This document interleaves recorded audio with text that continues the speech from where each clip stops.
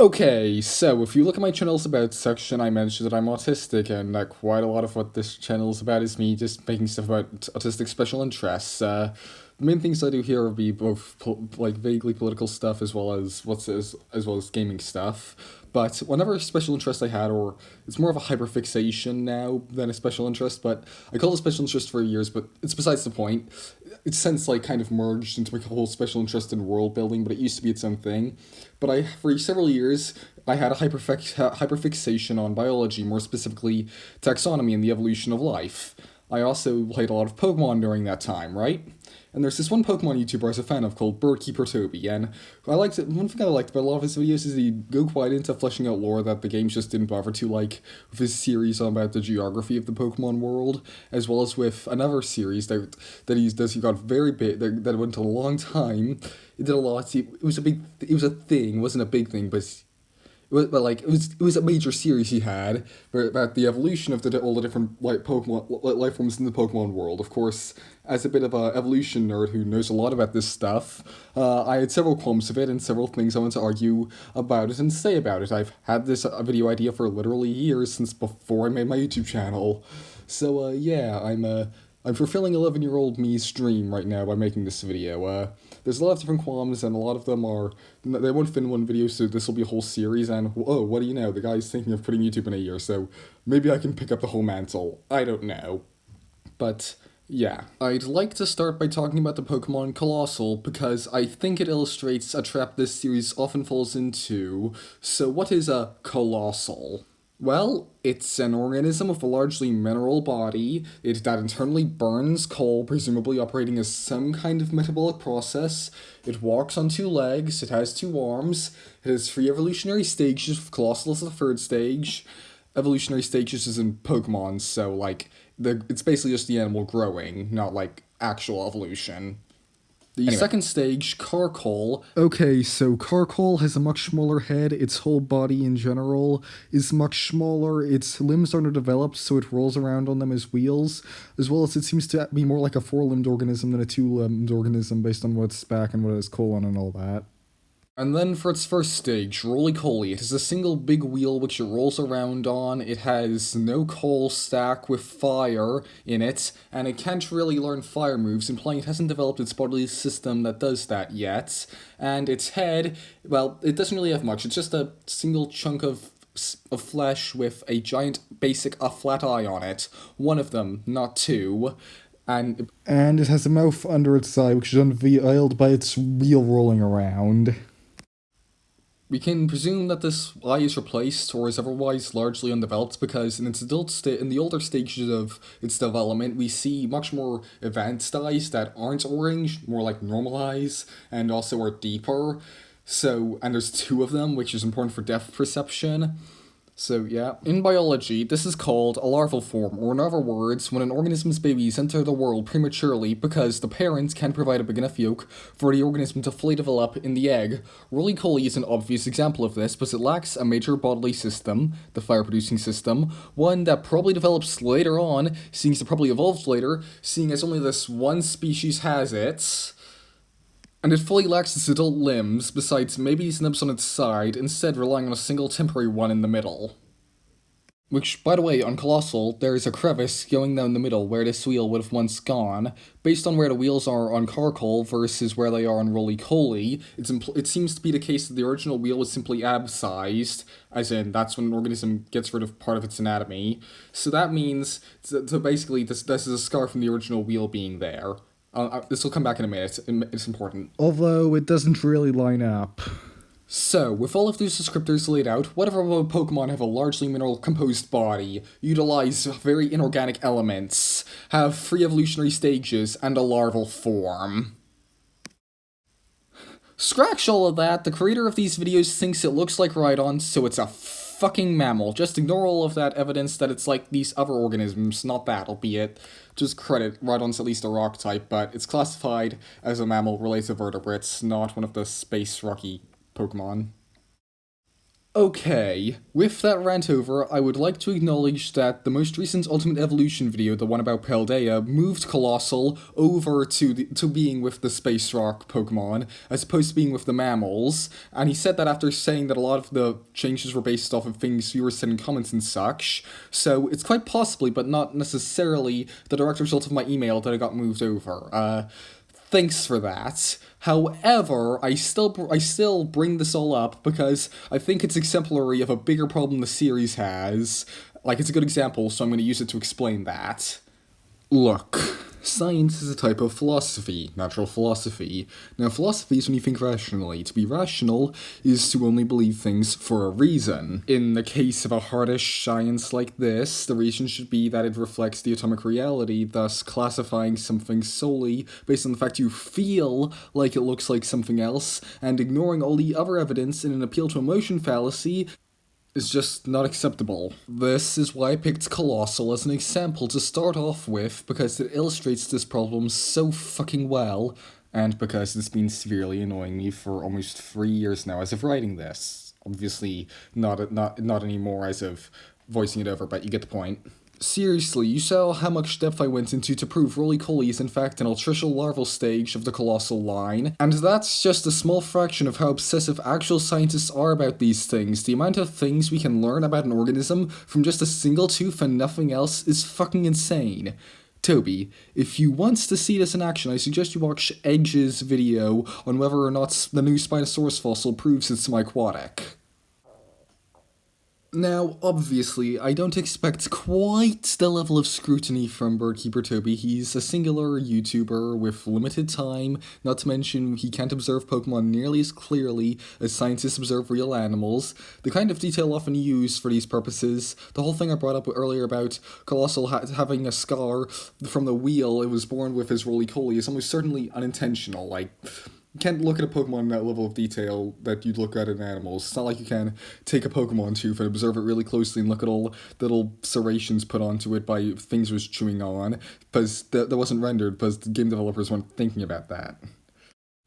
But, that being said, I think that the level of scrutiny I used to place Colossal with Graveler and Boldore is reasonable to expect, seeing as we're analyzing on the level of entire lines here, and nowadays, all the new Pokemon games have increasingly smaller numbers of new Pokemon. Although, that's not so true now. Paldea was kind of a break from that trend. Also, Toby, to do a lot of this sort of analysis I used to figure out how organisms evolve, you need to know how organisms evolve, so I strongly suggest you watch Frontopia's Alien Evolution series and or Bibliorean's Alien Biosphere series, particularly the opening episodes of both. So now let me finish this video on the Astrozoans off with some more casual content. Yes, I said Astrozoans because I've taken it upon myself to give more interesting names to Pokemon-specific clades, which I will do through now, out in this... I'll say them now. I've assigned the term Astrozoan to refer to all the space I've assigned the term Astrozoan to refer to all the space-based Pokemon from Jigglypuff to Boldore, basically Okay, so both the words space and Pokemon don't really exist in ancient Greek. You know, this Pokemon was started in 1996, ancient Greek went out of common use thousands of years ago. You know, well, not thousands of years ago, but nearly thousands of years ago anyway. Space, as in referring to outer space, wasn't really a thing. So I've had to resort to some placeholders. It's quite common for space things to be referred to as astro, which just translates to sky. It's like that's quite a common placeholder, so I used that, and Zoan means animal, which I used as a placeholder for Pokemon and will use several times here.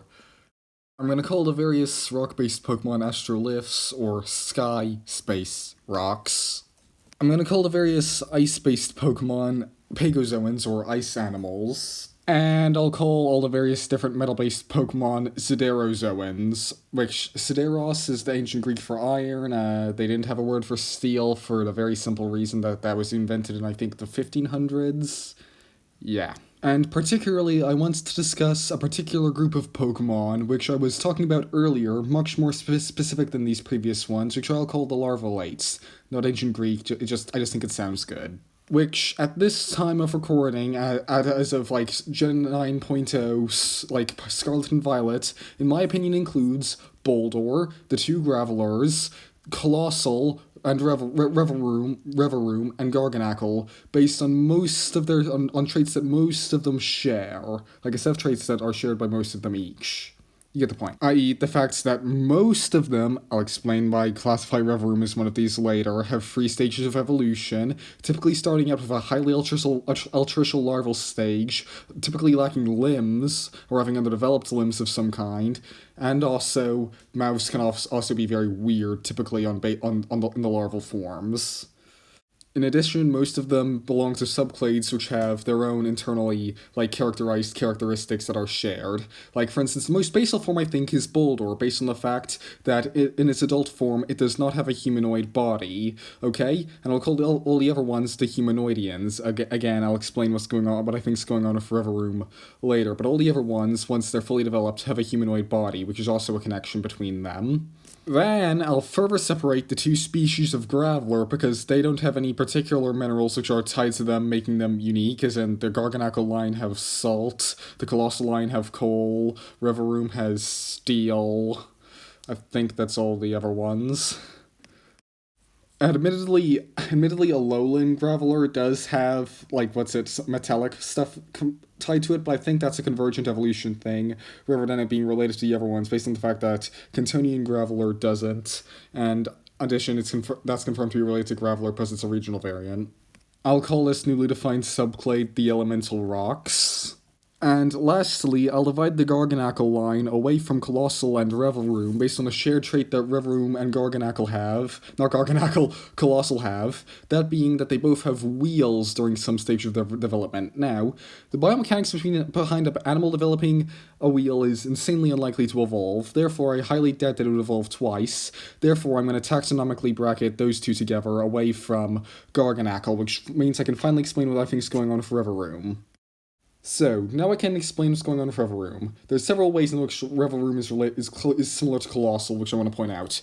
For one, the first stage of both lines has a limited number of wheels compared to the 4 wheels of the second stage. In addition, the second stage is also a vehicle with 4 wheels, like one's a car, one's a minecart, and both seem to have evolved some form of internal combustion, and lastly, based on I'm going off of their origins, one's based on a car and one's based on trains, and as it happens, trains and cars, the development of them is relatively closely intertwined, so imagining a car Pokemon being cladistically related to a train Pokemon isn't too out there. But now we finally get to the central question. Why is Reveroom unlike the rest of the larvalates in that it only has 2 stages, and unlike the rest of the Humanoidians in that it never takes on a humanoid form?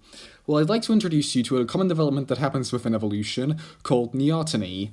This is when an organism evolves by ceasing to develop into its adult stage, at least outside of its gonads. That's its genitalia, and so basically it now lives its entire life in a larval stage, or sometimes it's less extreme, it'll just retain a trait of its larval stage into its adult stage, and this makes it more fit in some way. It's happened very often in evolution. It's theorized that vertebrates are basically tunicates that don't metamorphose into adults. Both humans and birds have underdeveloped skulls compared to other dinosaurs and apes respectively.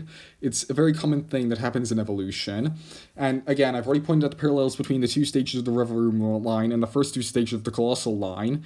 So perhaps, maybe an earlier species of Reveroom, in fact, did fully grow into a humanoid car monster, similar to how Colossal is a humanoid train monster, but then perhaps to maintain their ability to zip around at high speeds, all the way into their adulthood for life, they underwent neoteny, and so now they just stay as a little car thing for their entire life cycle.